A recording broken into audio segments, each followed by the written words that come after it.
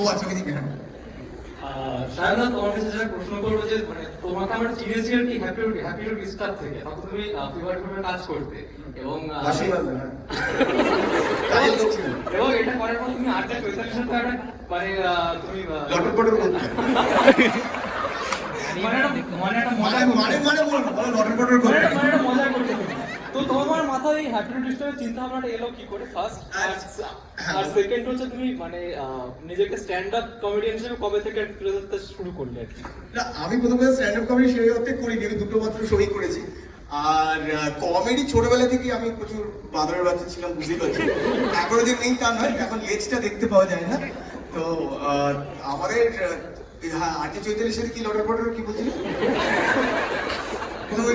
না আমি বলছি যে তুমি আমার মাথায় হ্যাপি টু স্টারের চিন্তা না ওটা দেখো চিন্তা আসেনি, তার কারণ হচ্ছে প্র্যাঙ্ক কল, যদি আমি ধরে নিই ওটা একটা বিষয়বস্তু, প্র্যাঙ্ক কল আমার আগেও করেছি পরেও করেছি, ফলে ওটা আমার কোনো ইউনিক আইডিয়া নয়, আমি এটা বলে ক্রেডিট নেবো না। কিন্তু আমি যেটা করেছি আমার মধ্যে একটু ডেসপারেশন বেশি। আমি বলছি যে প্র্যাঙ্ক কল করে কি করে কেস খাওয়া যায়, তো আমি সেইটা চেষ্টা করে গেছি। সেই কারণে এটা হয়ে গেছে যে অনেকটা অ্যাহেড অফ টাইম, বা ধরো এই যে পুলিশের সাথে পাঙ্গা নেওয়া বা তৃণমূলের সাথে পাঙ্গা নেওয়া বা অন্য কারোর সাথে পাঙ্গা নেওয়া, এই পাঙ্গা নেওয়াটা আমার বরাবরই স্বভাবের মধ্যে পড়ে। আমার চেহারায় হতে পারে আমার এরকম, স্ক্রিপ্ট ছিল না, কোনো স্ক্রিপ্ট ছিল না, হ্যাপি টু স্টারের কোনো স্ক্রিপ্ট। ইনফ্যাক্ট এইটা প্ল্যান্টেড ছিল আমাদের এই প্রমোশনাল এইটা, কিন্তু সেখানেও আমি ওকে কিছু বলে দিইনি যে তুমি আমাকে এইটা বলবে, বা আমিও প্ল্যান করিনি যে কি বলবো। So it happened all spontaneously. মানে আমরা শুরু করতাম, তারপর কোথায় যেত, কে কি বলবে। অরিজিনালি করলে না স্ক্রিপ্ট পসিবল নয়, কারণ উল্টো দিকের মানুষটা কি বলবে আমি তো জানিই না। তো সে যা বলবে তার পরিপ্রেক্ষিতে আমাকে উত্তর দিতে হবে। ফলে তুমি এখন কি বলবে আমি জানি, স্ক্রিপ্ট কি লিখো। Thank you. আচ্ছা পেছনে সবাইকে আমাকে প্রশ্ন করার জন্য বেশি ইন্টারেস্ট নাকি পেঙ্গুইনকে কাছে রাখার জন্য? সেই কারণে কেউ আমাকে প্রশ্ন করার ইন্টারেস্টেড নয়। নমস্কার দাদা, আমি পশ্চিম মেদিনীপুর থেকে আসছি। তো দাদা আমরা মানে প্র্যাঙ্ক কল যেটা, এটা আমরা ছোটবেলায় করেছি অনেক, কিন্তু ওই যে তুমি প্র্যাঙ্ক কল করতে, তো এখানে কোনো অ্যাটাক বা কারো কাছ থেকে কোনো পার্সোনাল অ্যাটাক এটা কখনো মানে হয়নি, খালি অফিস থেকে অ্যাটাক হচ্ছে, জানো তো। আমি ভাবতাম কবে পুলিশে কেস খাবো, খবরের কাগজে ছবি বেরোবে, ল্যাপটপ চোরের পাশে আমার ল্যাপটপ চোরে ধরা পড়লে, ল্যাপটপ চুরি করে ধরা পড়লেন সেক্টর 5 থেকে অমুক, তার পাশে সায়ন ঘোষকে লাঠি বাড়ি মেরে পুলিশে নিয়ে যাচ্ছে। আমার এই দুটো হবে পাশাপাশি, হ্যাঁ, বা কেউ একটা হবে, কিন্তু কোনোদিনই হয়নি। যেটা হতো আমাকে মানে বসরা শুনতো, হ্যাঁ অফিসে, তারা আমাকে প্রচুর কেস দিত, কিন্তু সেটা ইন্টারনাল, তার সাথে বাইরের কোনো সম্পর্কই নেই, মানে পুলিশের কোনো সম্পর্কই নেই। মরাল পুলিশিং অনেক বেশি ফেস করেছি দ্যান পুলিশিং। থ্যাংক ইউ পেছনে পেঙ্গুইন দেখো, কালো চিতা, ব্ল্যাক মাম্বা, এরকম ভাবে হাত তুলে। হ্যালো স্যার, আমি বর্ধমান থেকে আছি। তো স্যার আমার নিজের লেখা কবিতার বই বিষাক্ত নববধূ আপনাকে দিতে চাই। কি নাম? বিষাক্ত নববধূ, এবছর কলকাতা বিমানে প্রকাশ করে বিষাক্ত নববধূ। এটা কি এ রেটেড? অবশ্যই নেবো। আমার নাম লিখি স্যার, আমি কবিতা লিখি স্যার। আচ্ছা, আর নববধূ কি করেছে? তুমি এসো এখানে এসো। এরকম একটা চিন্তা মাথায় এলো কেন? কোন নববধূকে দেখেছি বিষাক্ত?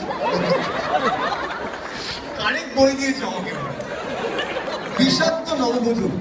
আমার জীবনের সাথে জড়িত স্যার। হ্যাঁ, জীবন। তোমার কি বিয়ে হয়েছে? স্যার তাহলে এটা কোন দাদার বউ নববধূ ছিল? বললাম না, দেখেই বলেছি ব্ল্যাক মোহাম্মদ, তার উপর বেড়েছে বিষাক্ত নববধূ। দাদা কয়লা খনিতে, বৌদি মন্দারমণিতে। এসো বিষাক্ত নববধূ একটা বইয়ের নাম। এরকম বই চাকলি জওয়ানির মতন, বিষাক্ত নববধূ। আচ্ছা, নববধূ কি করেছে তুমি যদি আমাকে একটুখানি বলতে পারো, যেখানে তোমার জীবন আত্মজীবনীমূলক। এসো না, বাট আমি মজা করে বলছি, কবিতা লেখে খুবই ভালো। নামটা তো সত্যি খুবই মজার। দাদা আমি আপনার খুব ভক্ত। আরে আমি তোমার বইয়ের নামটার ভক্ত হয়ে গেছি। আচ্ছা পল্লব তোমার নাম। আচ্ছা একটা কবিতা পড়ে শোনাও, সবচেয়ে বিষাক্ত কবিতা। কারণ আমি বলছি, বর্ষ শেষে তোমার কবিতাটা ভালো বলছো? আচ্ছা, সেজো মামার পুজোর জামাটা ওটা আমার জামা। আচ্ছা তাহলে ওকে। আচ্ছা আগে বলে নববধূটা কি হয়েছিল তোমার জীবনে? আমার বিষাক্ত নববধূ উৎসর্গ করেছে মা বাবাকে। বলতে কি এই জীবনে একদম ছিল, তখন কলেজে পড়তাম, তো তাকে বলেছিলাম যে মানে নিজে প্রতিষ্ঠিত হবো, কিছু করবো, নিজে কবিতা পাঠ করবো।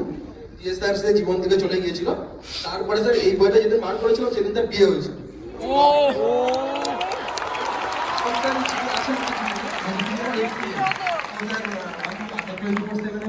মানে স্যারেদের সাথে দেখেছি ইউটিউবে ক্লাস করি, তো আমি একটা জব করি স্যার, কিন্তু জব করতে করতে অসুবিধা হচ্ছে, কিন্তু তাও লেখালেখি করি। না না, লেখা কন্টিনিউ লেখা চালিয়ে যাও, আমরা যতই মজা করি না কেন। একদমই। আর এটাই হয় জানো তো আমাদের বেকারত্বে, যে সবাই ওই সরকারি চাকরি করে একজনকে দেখে চলে যায়, তারপর বিষাক্ত নববধূ লিখতে হয় আমাদের। এরকম প্রচুর জীবনে আমাদের ঘটনা রয়েছে, যে যেহেতু প্রতিষ্ঠিত নয় বলে ছেলেদের একটু প্রতিষ্ঠিত হতে সময় লাগছে, তখন এটা 40 বছরের কাকু এসে নিয়ে চলে গেল আমার মনে। তো এগুলো হয়ে যায়। তো তখন এই যে কাকু ওর মনে খুবই কষ্ট হয়েছে, এই যে বিষাক্ত নববধূ। নববধূ মারাত্মক বিষের মতো সুচালো বিষ দাঁতখানা যাচ্ছে ভেঙে, হাসি খুশি দিনগুলো বদলে যাচ্ছে কর্মজীবনে। একটা সম্পর্ক থেকে মুক্তি নিয়ে অন্য সম্পর্কে জড়িয়ে কেউ আজ বসতে চলেছে বিয়ের পিড়িতে। রোদ না আসা সকালে সেসব কথা পড়ছে মনে, তীব্রতাহীন ফুলগুলো ঝরে পড়ছে মাটির ওপরে। সময়ের সাথে সাথে দিনগুলো যাচ্ছে নিমেষে বদলে, লোকমুখ শোনা যাচ্ছে সে নাকি বসতে চলেছে বিয়ের পিড়িতে অন্য কারো নববধূর বিষয়তে। বাহ, খুব ভালো, একদম থ্যাংক ইউ। বিষাক্ত নববধূ তোমরা পড়ো। হ্যাঁ চলছিল তো, নববধূকে হোয়াটসঅ্যাপে পাঠিয়ে দিও। দেখো ওর বাচ্চা হয়েছে না, আমি জানতাম যে জানতে চাই তোমার মতো দেখতে হয়েছে কিনা।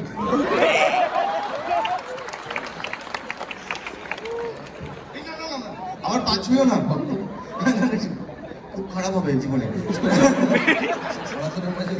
একদম খুব ভালো। একটা পল্লবের জন্য জোরে হাততালি হয়ে যায়। ও যে মজা আলাদা ব্যাপার, কিন্তু ও যে কষ্ট করে কবিতা লিখে এইসবের পাশাপাশি যে একটা বই প্রকাশ আমি করেছে। বলতে চাই আমি যখন স্কুলে পড়তাম, বেশি মানে আমার স্কুলের স্যার ছিলেন কবির জজ, ফিজিক্সের টিচার, আর গুণেন্দ্র সাই। ওনাদের জন্যই আজকে আমি কবিতার এই জায়গাটাতে আসতে পেরেছি, তো ওনাদেরকেও আমি ধন্যবাদ দিতে চাই। একদম আমি বলবো যে এরকম তুমি কবিতা লেখা চালিয়ে যাও, আর এরকম আরো নববধূদের টার্গেট করো। এরপর পরে মিম বানাবে না থেকে মিম ম্যাটেরিয়াল দিয়ে দিচ্ছি সবাইকে, না আমাকে নিয়ে মিম বানিয়ে।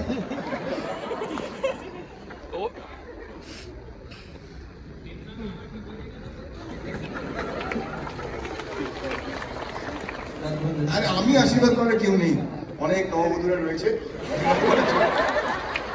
ঠিক আছে? খালি খেয়াল রাখবে বন্ধু ভাগ্যে যেন পুত্র লাভ না হয়, এটাই একমাত্র খেয়াল রাখবে জীবন। বাকি এগিয়ে চলো জীবনের দিকে। বাকি বিষাক্ত নববধূ খুবই ওকে কিছু করো না, চটটা দিয়েছে ও অপমান করে ভালো বডি দিয়েছে বলে, বাউন্সার হয়ে জন্ম নিয়েছে বলে, যাকে পারবে তাকে চটকে দেবে। ও কিছু করেইনি, আমাকে একটা বই দিতে এসছে সাজেস্ট।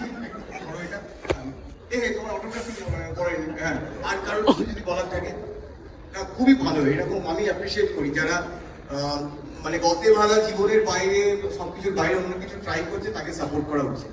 হ্যাঁ, এটা করছে সেটা ভাবো তুমি নিজের জন্য করছো না টাকার জন্য নাকি পরিবারের জন্য। যদি নিজের জন্য করো সব জবে এনজয় করা যায়। তো সবার আগে ভাবো যে এটা আমি এটা করতে চাইছি, সেটা থেকে এবার সবার পক্ষে সেই চয়েসটা থাকে না। যেরকম ও বললো কিছুক্ষণ আগে, অনেক ক্ষেত্রেই বাড়ির প্রেশার বা অন্যান্য পারিবারিক চাপ, আমাদের এক রোজগার তো এর কোনো বিকল্প হয় না, সেক্ষেত্রে অনেকেরই হয় যে কিন্তু নিজের কিছু পছন্দের জিনিস কিন্তু চালিয়ে যাওয়া যায়। যেরকম ও চাকরির পরীক্ষা দিচ্ছে বা করছে, কিন্তু তার পাশাপাশি ও লেগে রয়েছে, কিন্তু ও কবিতার বই বার করছে। তো আমার মনে হয় যে যেটা তুমি ভালোবাসো সেটা করলেই আর আলাদাভাবে এনজয় করতে হয় না, তুমি ওটাই করছো যেটা তুমি ভালোবাসো। এবং আমি মনে করি আমি খুব রেয়ার স্পিসিস, কারণ আমাদের ভারতবর্ষ বা আমাদের মধ্যবিত্ত পরিবার বা আমাদের সেক্ষেত্রে খুব কম ছেলে মেয়েরই এই সুযোগটা থেকে থাকে যে নিজে যেটা চায় সেটা করতে পারে। কিন্তু এখন সময় অনেকটা পাল্টেছে, তারা চাকরির পাশাপাশিও তার প্যাশনটাকে কন্টিনিউ করতে